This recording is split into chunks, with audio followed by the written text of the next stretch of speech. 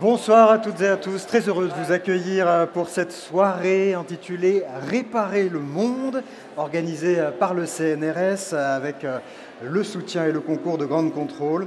Alors cette soirée fait partie du forum du CNRS intitulé Nouveau Monde. Vous en avez eu un très bref aperçu derrière moi. Il y a 1000 choses à découvrir. Ça se passe à la Cité des Sciences et de l'Industrie tout le week-end. Ça a commencé ce matin. L'entrée est libre et gratuite avec des scientifiques qui proposent des masterclass, des choses à découvrir aussi vraiment pour tous les âges, les grands et les petits, à la Cité des Sciences tout le week-end.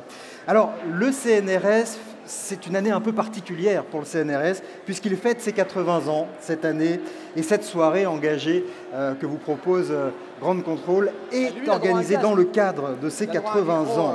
On va discuter avec les scientifiques qui vont vous présenter leurs thématiques en lien avec ces grandes questions, ces grands enjeux environnementaux dont on nous parle beaucoup, qui nous inquiètent. On voudrait agir, on voudrait savoir comment agir. On va pouvoir en discuter et réfléchir avec ces scientifiques. Pour aller plus loin, je vous recommande aussi cette revue Carnet de sciences, éditée par le CNRS. Elle est en vente dans toutes les librairies et elle est en vente aussi sur Ground Control, dans la librairie de Ground Control, si ça vous intéresse. Elle a pour thème sur ce numéro « La science peut-elle réparer le monde ?» Voilà donc pour les recommandations. Comment ça va se dérouler cette soirée? 6 interventions de scientifiques qui viendront se succéder sur scène pendant une quinzaine de minutes. Ils vont vous parler de leur sujet d'étude. Ensuite, on aura un bref temps d'échange avec eux. Je vous inviterai à leur poser des questions pendant 5 minutes. Et puis ensuite, place au théâtre, une performance théâtrale, de l'improvisation. Ce sera aux alentours de 21h, peut-être un peu avant. La compagnie Les Œufs, avec un jeu de mots, EUX, Les Œufs vous proposera un spectacle intitulé « Bio pour la vie d'un héros anonyme ». Il joue également du mercredi au samedi à la Comédie de Paris. Voilà pour l'organisation de la soirée. Nous allons tout de suite commencer avec la première intervention. Pour commencer, nous allons nous intéresser à la ville de demain. La ville de demain, un enfer ou une solution? C'est la question que pose Patrick Le Gallès, qui est sociologue. Je vous demande de l'accueillir.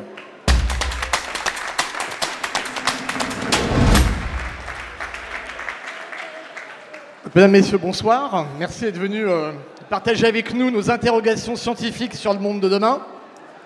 Et moi, mon sujet, c'est les villes.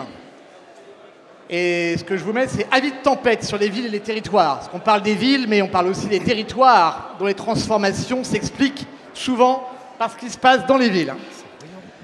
Alors, mon point de départ, c'est que les villes, les grandes villes d'aujourd'hui, elles sont à la fois les problèmes et les solutions. Et qu'il faut bien comprendre, c'est qu'elles sont à la fois les leaders de nombreuses transformations, mais elles sont aussi les cibles de nombreux risques qui sont en train de s'accentuer dans les villes et surtout dans les grandes villes mondiales. Pourquoi des leaders? Parce qu'aujourd'hui, ça peut ne pas durer, mais aujourd'hui, les villes en général, et notamment les plus grandes d'entre elles, sont les lieux de la mobilité sociale. Si vos enfants sont élevés au centre de la France ou dans une petite ville industrielle, leurs chances de devenir cadre supérieur sont très inférieures à d'autres enfants d'ouvriers qui seront élevés en région parisienne ou dans les capitales régionales. Donc les villes restent le lieu de la mobilité sociale. Elles sont le lieu de l'accumulation de la richesse. Elles sont le lieu de l'innovation culturelle. Elles sont le lieu où on expérimente tout un ensemble de nouvelles solutions et notamment de mobilisation des métadonnées pour optimiser certains services.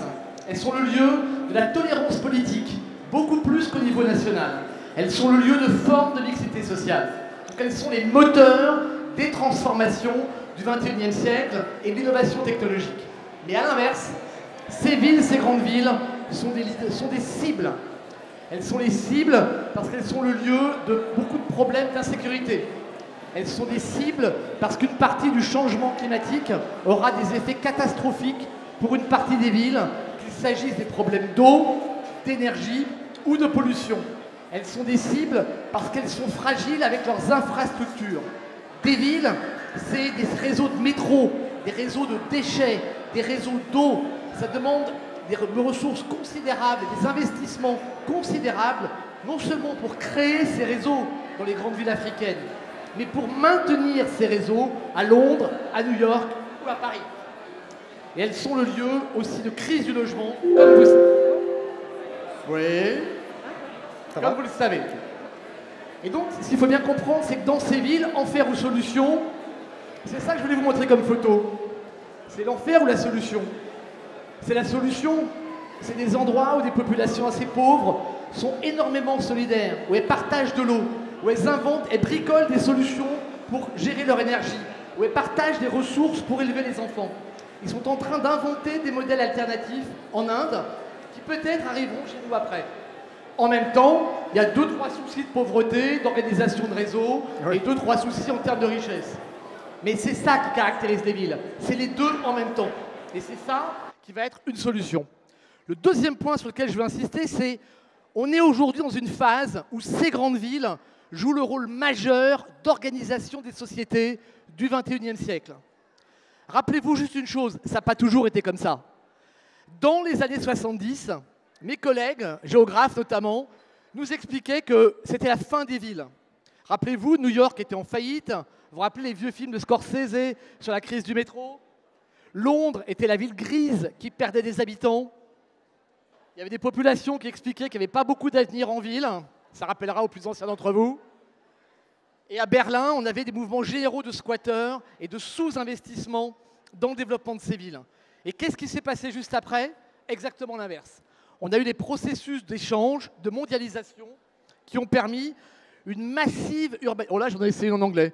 On a aujourd'hui 3 milliards de personnes dans les villes. Il y en a 1 milliard de plus qui arrivent dans les villes dans les 10 ans qui viennent, et probablement encore 3 milliards dans les 30 ans qui viennent.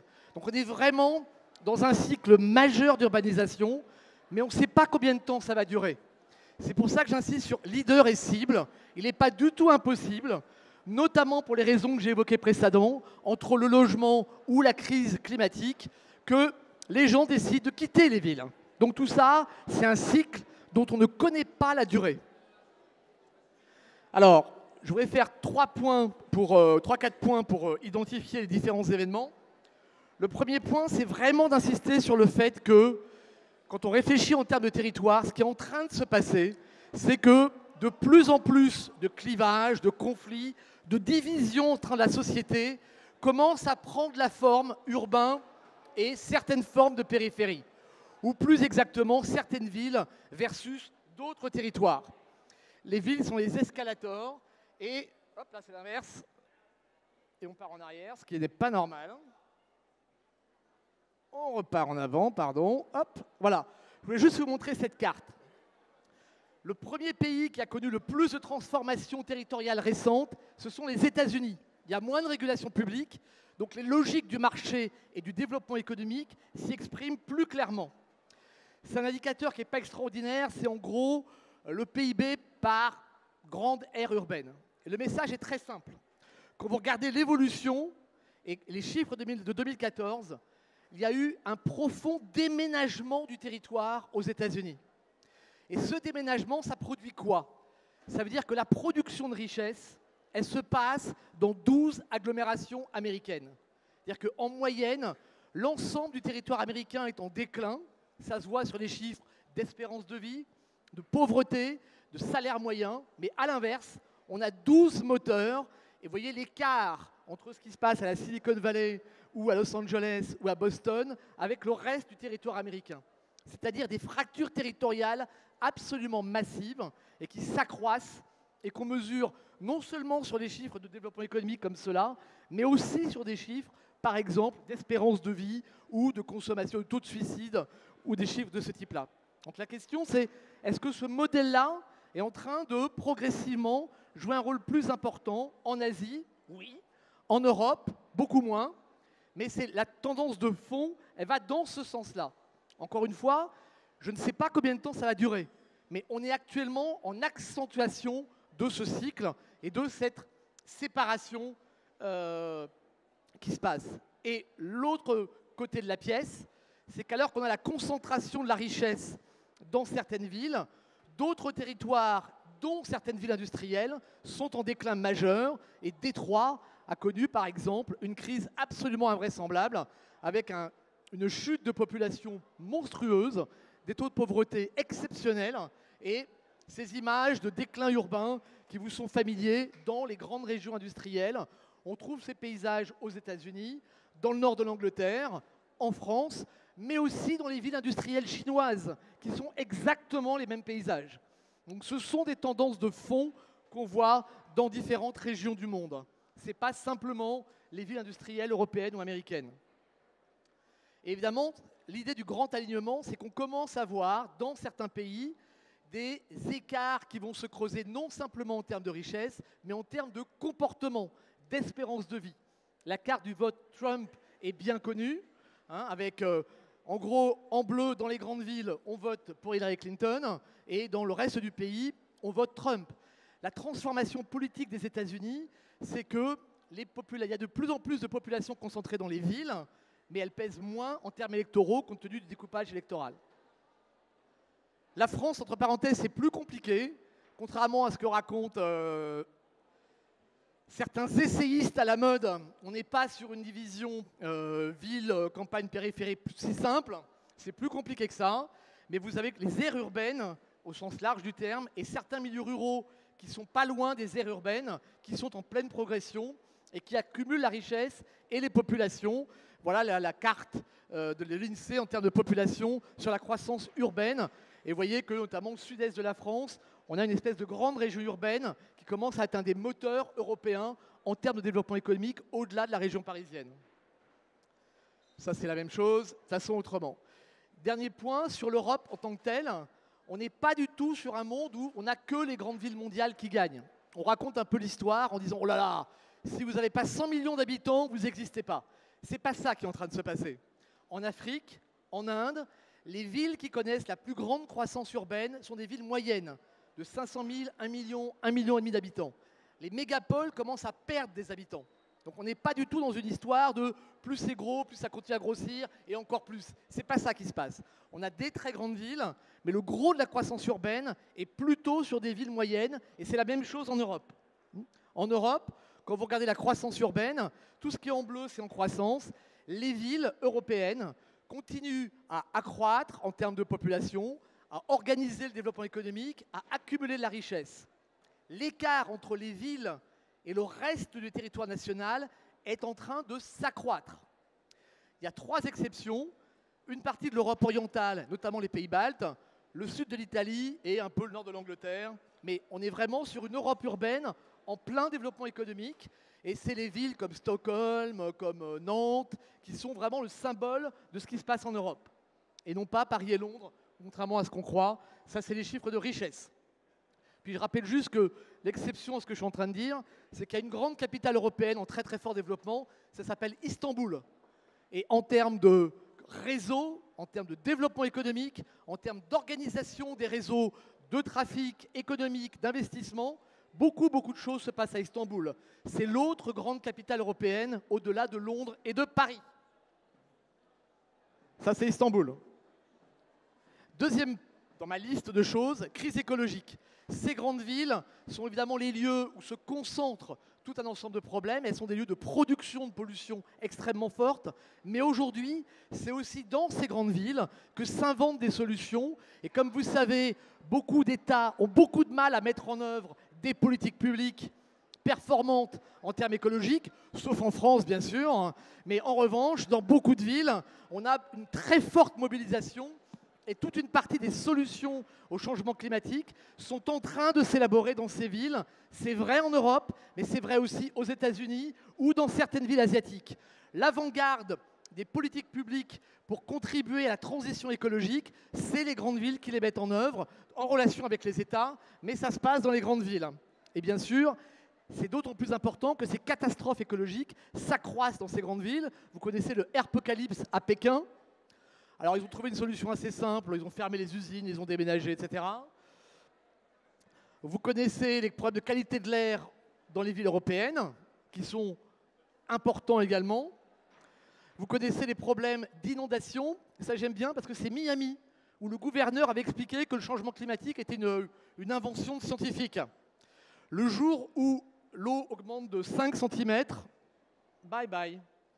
Si à 100 ans, le niveau des océans augmente d'1 mètre, Miami, vous oubliez. Je ne vous conseille pas d'acheter un appartement à Miami. Mais après, vous voyez.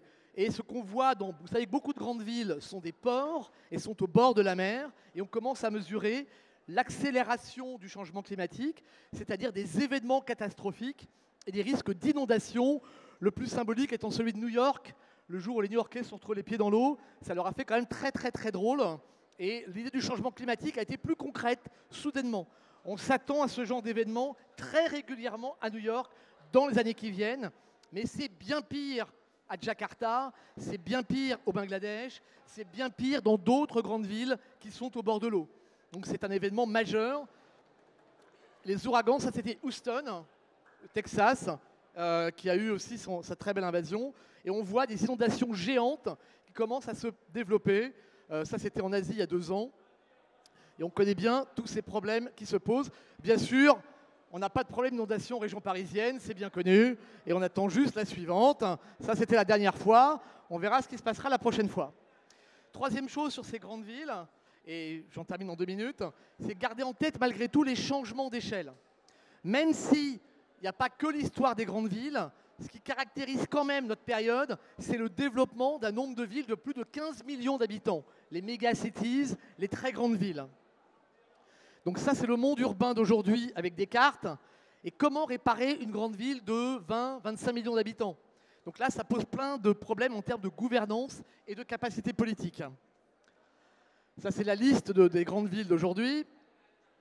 Et vous voyez bien les formes urbaines que ça prend. Hein. Donc comment on fait pour réparer des bouts de Shanghai, pour réparer les favelas de São Paulo, 8 millions d'habitants sur 20 millions? Comment on fait pour organiser la sobriété énergétique quand on a 100 km de banlieue à Chicago? Comment on fait pour organiser des transitions et l'approvisionnement en eau quand on est à Kuala Lumpur? Comment on fait pour gérer la pauvreté dans les immeubles de Hong Kong? Comment on fait pour organiser le développement à Jérusalem ou au Caire? Comment on fait pour gérer des villes comme Dubaï, qui sont quand même dans le désert? Dubaï, c'est quand même la catastrophe intégrale. À 50 ans, Dubaï, j'ai un peu de mal à comprendre, mais vous êtes évidemment cordialement invité à aller à l'Expo l'année prochaine. Vous pourrez admirer tous les systèmes remarquables de transition écologique. On enterre les déchets dans le désert, on fait des grandes usines de désalinisation de l'eau qui a des effets catastrophiques sur le milieu aquatique au bord de l'eau. Et on voit les nouvelles formes urbaines qui sont en train de se développer. Ça, c'est les nouvelles cités dans le désert qu'on continue à construire allègrement. Ou bien Bangalore, en Inde, qui est quand même un des centres mondiaux de l'innovation technologique. Dans 12 ans, il n'y a plus d'eau. Donc l'approvisionnement en eau n'est pas garanti après 12 ans. Donc on voit bien que ces grandes villes vont connaître des catastrophes extrêmement fortes, mais c'est là aussi qu'il y a énormément d'investissements privés, publics, et de nouveaux modes d'organisation sociaux pour tenter de faire face à ces transformations. Et puis l'exception, c'est la Chine. La Chine, c'est une dictature. C'est un peu plus facile pour mettre en œuvre des politiques publiques avant la révolution, en tous les cas. Et ce qui caractérise la Chine, c'est qu'ils sont en train de prévoir 3 mégavilles de 100 à 120 millions d'habitants. Donc les Chinois, ils disent, voilà, pendant 500 ans, l'Europe a été le centre du monde. Les États-Unis ont pris le relais pendant 100 ans. C'est une petite parenthèse historique, mais à l'échelle de l'histoire, nous reprenons notre place d'être le plus grand pays du monde. Et donc, très logiquement, nous organisons, les plus grandes villes mondiales seront en Chine et elles seront centre du monde. Donc il faut retenir ce soir, c'est un truc qui s'appelle Jingjinji, qui va être la nouvelle capitale chinoise, qui est toute la région urbaine autour de Pékin et qui est juste prévue pour 100 millions d'habitants. Et qui se veut être la nouvelle capitale du monde, dans lesquelles on fait quelques investissements. Vous voyez, ça se passe là. Là, on parle de dizaines de milliards d'euros d'investissements, avec quelques légers problèmes d'organisation, mais des investissements majeurs. Ça, c'est le métro. Le TGV va en une demi-heure. Il fait les 120 km entre un bout à l'autre de l'agglomération. Donc, il y a quand même ce gigantisme urbain sur lesquels on ne sait pas comment on va pouvoir s'en sortir. Je voulais aussi insister, mais je vais m'arrêter en conclusion, sur le fait qu'une grande partie de ces villes, c'est de l'urbanisation informelle et que la majorité de l'urbanisation aujourd'hui se passe dans ce qu'on appelle un peu généralement les bidonvilles. Mais ce qu'il faut comprendre, c'est que tous ces bidonvilles sont des lieux soit absolument terribles, contrôlées par des gangs et de violence, et on voit des formes de gouvernance qui sont des formes organisées. À mes étudiants, je dis toujours qui gouverne quand personne ne gouverne. Réponse, des mafias, des gangs, des églises pentecôtistes. Mais dans ces bidonvilles de plein de villes dans le monde, on est impressionné par les formes d'organisation et la transition à la sobriété et aux villes post-carbone est probablement en train de s'inventer dans une partie de ces grandes villes et dans ces lieux informels. Et on va ensuite voir ces recettes qui arriveront dans nos villes et probablement à Paris. Une anecdote pour finir, vous savez que la région Île-de-France invente un nouveau transport, les grands bus en site propre qu'on appelle les BTR, qui est très très innovant et très très nouveau, comme le dit la région Île-de-France. Il faut juste se rappeler que ça a été invité à Cordoba, que ça a été mis en œuvre en Colombie, au Brésil, au Mexique, et que ça arrive à Paris 15 ou 20 ans plus tard. Donc il faut s'attendre à penser qu'une partie des solutions pour réparer les grands problèmes urbains, elles sont en train de s'élaborer avec des acteurs associatifs, publics et privés dans ces grandes villes. Je vous remercie.